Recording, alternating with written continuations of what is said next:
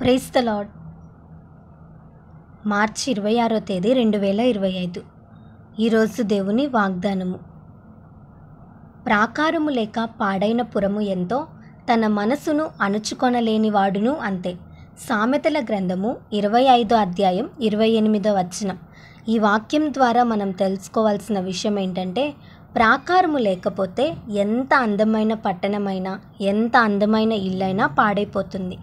ఎందుకంటే దానికి భద్రత ఉండదు కాబట్టి.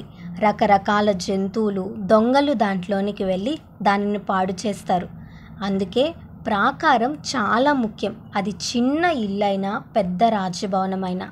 అలాగే మనసును అణుచుకోని జీవితం కూడా ప్రాకారం లేని పురముతో సమానమని ఇక్కడ భక్తుడు తెలియజేస్తున్నాడు.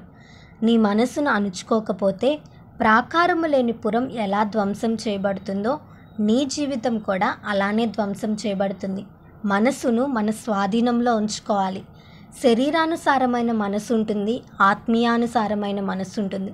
శరీరానుసారమైన మనసు శరీర సంబంధమైన కార్యాల కొరకు ప్రాకులాడుతూ ఉంటుంది.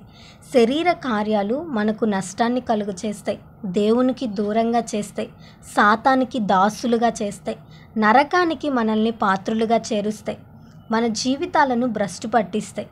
పాపం చేసే విషయంలో మన మనసును అణుచుకోవాలి. దానిని ఇష్టం వచ్చినట్లు వదిలేస్తే అనేక కార్యాలు అది చేస్తుంది.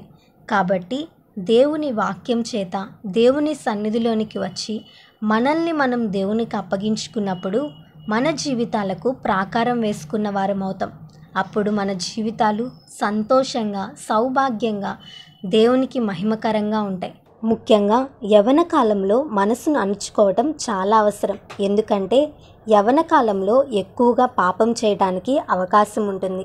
కాబట్టి పాపం వైపు మన మనసులను త్రిప్పుకోక పరిశుద్ధత వైపు మన మనసులను మలుచుకొని దేవుని ఆశీర్వాదాలు పొందుకుందాం.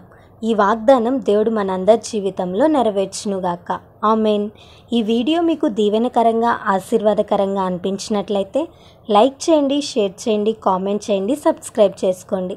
మీ ప్రార్థన అవసరతలను మాకు కామెంట్ రూపంలో తెలపండి. మీ కొరకు తప్పక ప్రార్థిస్తాం.